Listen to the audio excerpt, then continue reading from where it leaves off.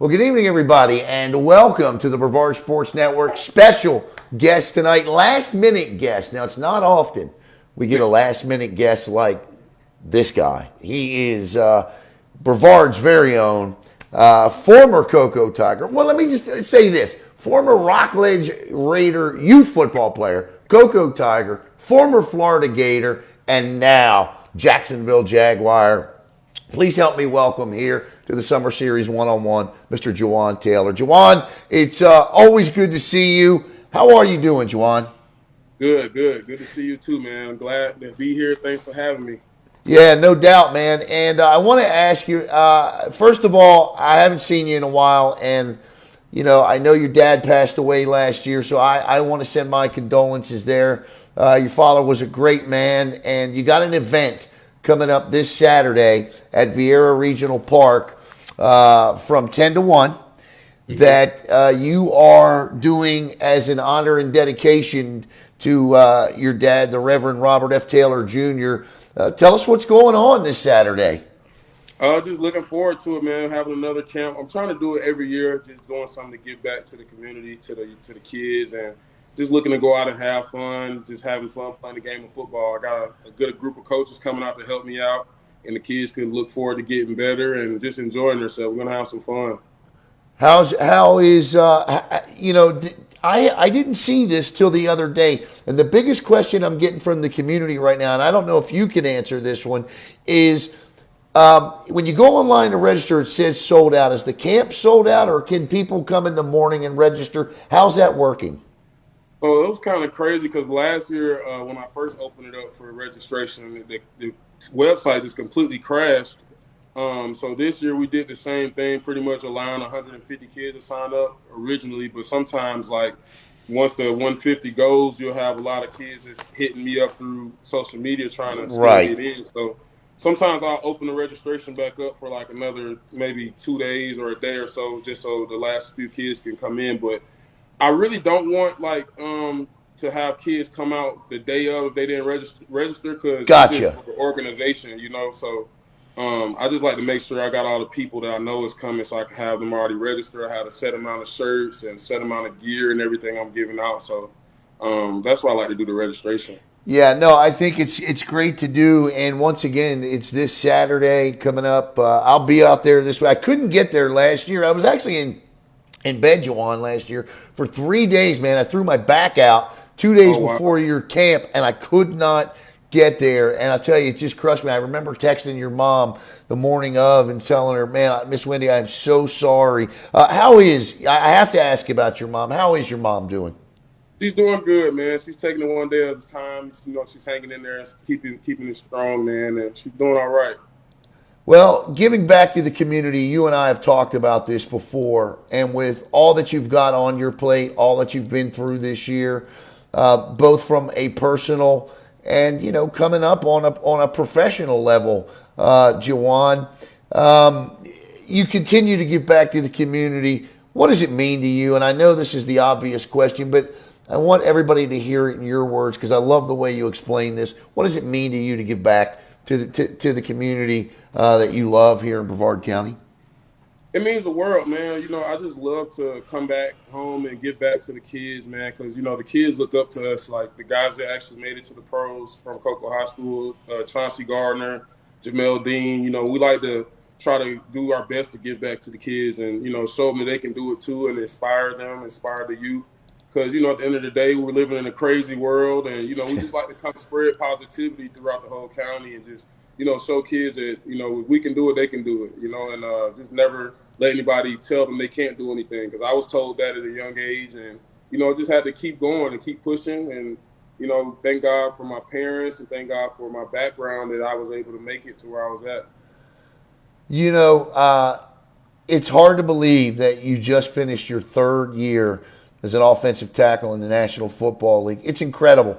And I think the most incredible thing, Jawaan, is 49 games, 49 starts.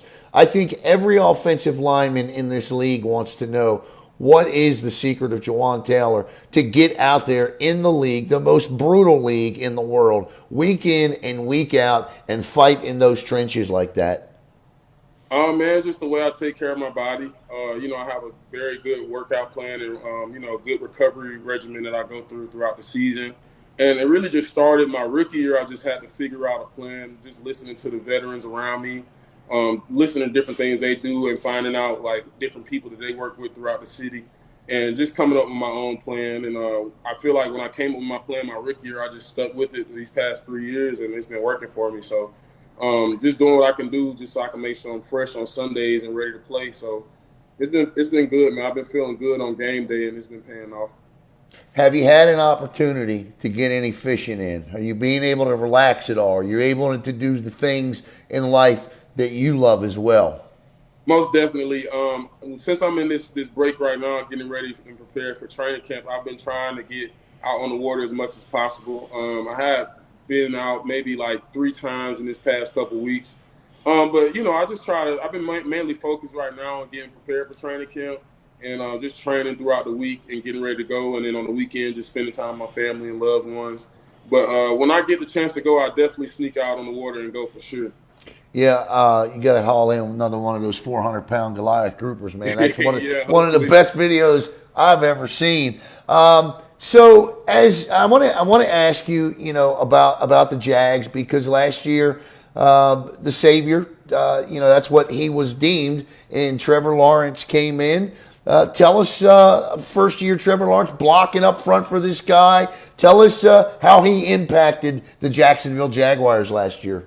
Oh, he's an amazing person, amazing player, man. He's a great leader. We were excited to have him. We're still excited to have him, and we just can't wait to see where he's going, man. He's a young guy, rookie, and going into his second year, and we just can't wait to see the development and what he's going to do. He's extremely talented, so the window is just so big for him. He can just do whatever he wants, really, in this league. So we just can't wait to see, man. He's going to be a phenomenal player.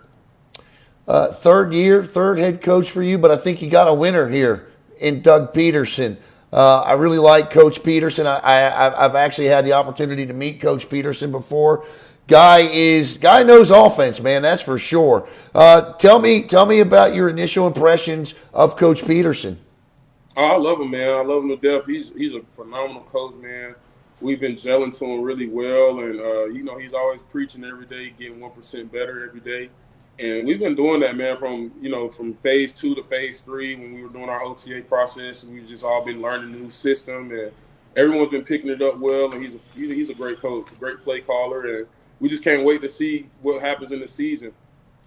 Yeah, no doubt. I'm excited to see as well, and I really love the selection and the hire of Peterson. We're here with Jawaan Taylor, and there you see on your screen coming up this weekend at Viera Regional Park is going to be Jawaan Taylor's second camp. Last year he held this camp on July 3rd. It was a fantastic event.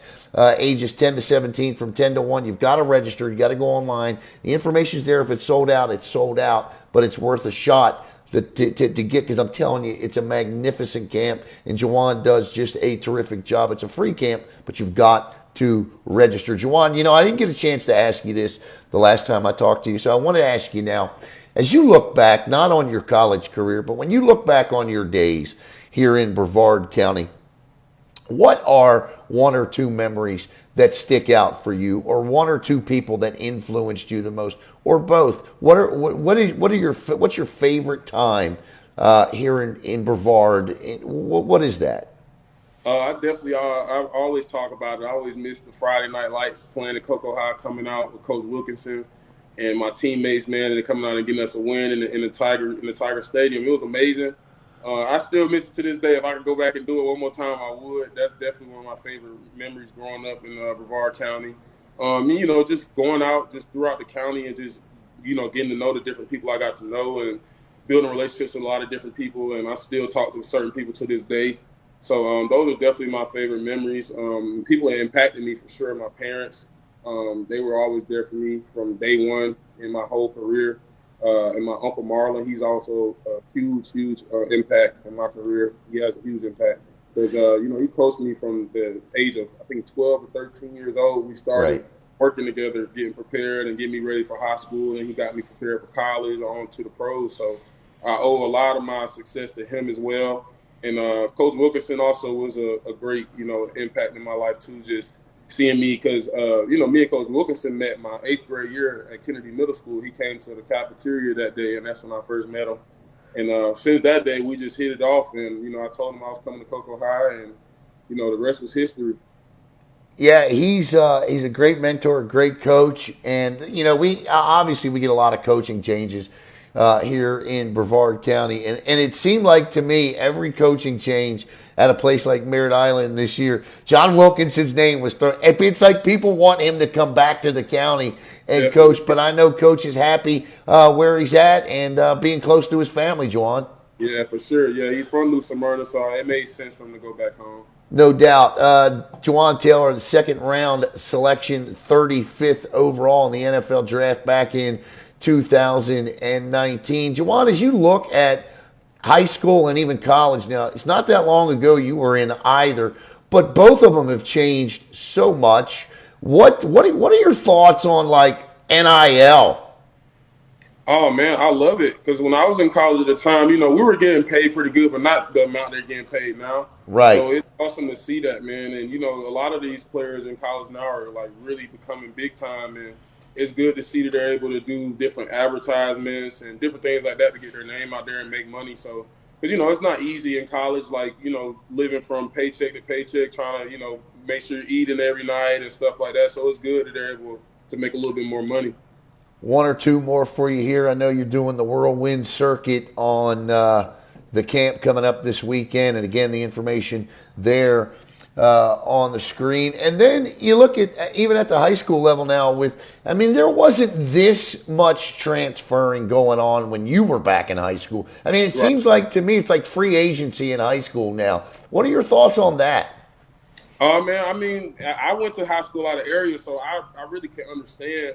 At the end of the day, players are trying to do the best thing for them. And, if they have an opportunity to go play at a different school and they feel like it's best fitted for them so they can make it to the next level, then, I'm all for it. Because, I lived in Viera growing up, but I went to Cocoa High School, and I was like a 20-minute drive to school every day. But it was well worth it, man. It was just a sacrifice you got to make. But I feel like, with guys wanting to transfer, I feel like it's just – just for those opportunities, maybe for recruitment or just to further their recruitment, just to get to bigger schools and stuff. So I'm for it, really. What advice would you give to, and like today, we had a young man here at O'Galley High School, Robert Stafford, who committed to the University of Miami. To these young men that are going big time D1, P5 schools, as they get set to play their senior seasons, and I know you went through the recruiting process as well, Miami and then Florida. What advice do you have for the guys out there that have the talent, haven't committed yet? What would you tell them? First, like I always tell all the kids, man, like make sure you do your research. Don't just commit to the school because of the name or just because of the coach. Make sure it's a school that that you can go in and win. Make sure it's a place where you can, get a chance to play at a young age. Because when I was in that process, I was always looking at the rosters and making sure if it was possible for me to play at a young age. So I, just did some research and built some relationships with coaches and stuff like that. And, I went to school close to home, but, if a kid falls in love with a school that's far from home, then so be it. But at the end of the day, it has to be somewhere that you feel like you fit in the best and you have a chance of playing at and winning. So that's really the advice I could give. Then the other thing I wanted to point out to you, I remember interviewing you in high school. I don't remember you being talking so much. I got to tell you, Jawaan, I was surprised last year when I saw the NFL mic'd up and it was you, and you were out there running around. I know when the microphone's on, you got to be conscious, and I know how you are, and I know you are. God is in your life, but you're just having so much fun out there. You got 350-pound guys wanting to take your head off. How do you have so much fun playing this game like that? I always tell people it's a kids game, man. We playing a kids game for a living, so we just get to go out and have fun, man. I've been playing this game all my life, and I just absolutely love the game of football. I can't see myself doing anything else. So anytime I get the opportunity to go out there and play, and my body's healthy, I'm always thankful for the opportunity. So I just go out and just have my fun when I'm playing. Well, Jawaan, I got to tell you, man, I appreciate you taking these 15 minutes here with us tonight. here on Brevard Sports Network. My back is good. I ain't doing nothing tomorrow. I'm making sure I'm at that camp on Saturday morning. I can't wait to see you in person again. I'm very excited about this. And please say hello to your mom and your brother, and just say hello to everybody for me. Most definitely will do. I got you, man. I'll see you Saturday. All right. What a great 15 minutes spent right there with Jawaan Taylor. Love talking to Jawaan, and I tell you what, he is a role model, a mentor, an outstanding NFL player. And if you are a young man looking for someone to look up to, that's the guy right there for the Jacksonville Jaguars, number 75, Jawaan Taylor. So for Jawaan Taylor, and again, the information for the camp is on the screen. I'm Alan Zlotorzynski for the Brevard Sports Network.